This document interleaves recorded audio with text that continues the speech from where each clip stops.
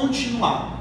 Fluxo migratório interno. Como é que funciona esse fluxo migratório dentro do território brasileiro? É interessante você perceber que existem dois momentos desse deslocamento das populações dentro do território nacional. É o que nós chamamos de fluxo migratório tradicional e o fluxo migratório recente. O fluxo migratório tradicional, ele tem a região Nordeste como grande área repulsora, certo? O fluxo migratório tradicional tem a região Nordeste como grande área repulsora. O Nordeste brasileiro, tradicionalmente, ele é uma área repulsora pelas questões climáticas, clima semiárido, quente, seco, vegetação da caatinga, a escassez de chuvas, a escassez hídrica, os problemas sociais, os problemas econômicos, a questão de uma agricultura, de uma pecuária extensiva, arcaica, rudimentar, atrasada. Não podemos esquecer que esse Nordeste do Brasil, mesmo com toda essa problemática no sertão nordestino, já foi o grande centro econômico do Brasil. Na verdade, o Nordeste do país foi o primeiro grande centro econômico do Brasil, com a economia da cana-de-açúcar e a primeira capital do país, que foi a cidade de Salvador. Tudo bem? Quando você tem a metade do século XVII, com a crise da economia açucareira, esse Nordeste ele se torna um grande centro repulsor. É a partir daí que você vai ter esse fluxo migratório, olha só, saindo do Nordeste e seguindo em direção à região norte do país, em direção à região norte do país. E aí, por que esse fluxo migratório de nordestinos em direção à região norte? Nós podemos citar a exploração das drogas do sertão. Lembra, sertão significa interior. Então, exploração de produtos no interior do território brasileiro, na região norte, principalmente o Guaraná.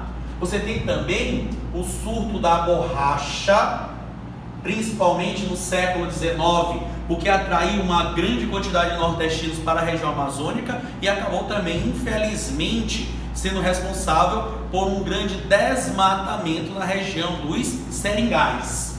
E mais recente, o surto do ouro, década de 70, 80 e 90, no estado do Pará, na região de Serra Pelada. Você tem também um fluxo de nordestinos em direção ao centro-oeste do Brasil. Olha só, em direção ao centro-oeste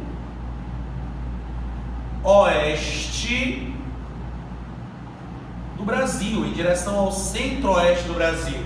Isso se dá devido à construção de Brasília, né? Construção de Brasília.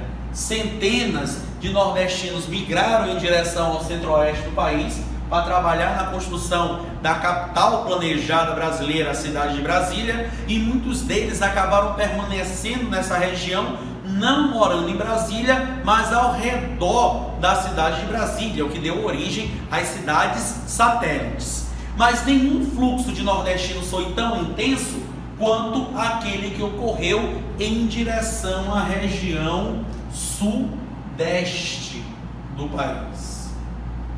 Em direção à região sudeste do país.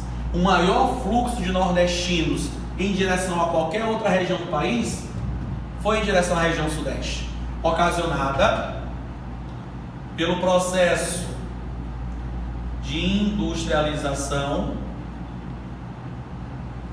urbanização e crescimento urbano. Esses nordestinos migraram em direção à região sudeste do país, em direção à região de São Paulo, procurando empregos nessa área que estava se industrializando, estava se urbanizando, principalmente São Paulo, Rio de Janeiro, a região de Belo Horizonte, foram regiões que foram literalmente erguidas com as mãos dos nordestinos. Infelizmente, muitos desses nordestinos que migraram para o sudeste do Brasil não conseguiram alcançar o seu objetivo, que é a tão sonhada melhoria na qualidade de vida. E muitos deles acabaram indo parar em regiões periféricas, nas chamadas favelas, nas áreas de comunidades. Tudo bem?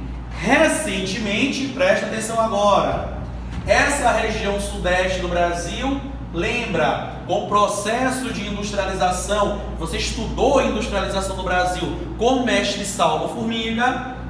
A partir da década de 80, a região sudeste do Brasil começa a sofrer os efeitos da chamada hiperinflação. Os efeitos da chamada hiperinflação.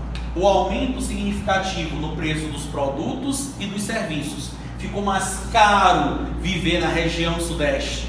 E muitas pessoas, principalmente nordestinos, que tinham migrado para o sudeste sonhando com a melhoria na qualidade de vida, não conseguiu permanecer por conta dessa hiperinflação. Isso acabou dando origem a um grande fluxo migratório, hoje chamado de migração de retorno. Migração de retorno. São os nordestinos que saíram para a região sudeste, não conseguiram alcançar seus objetivos, não conseguiram essa tão sonhada melhoria na qualidade de vida e não tiveram outra opção senão voltar para o Nordeste brasileiro.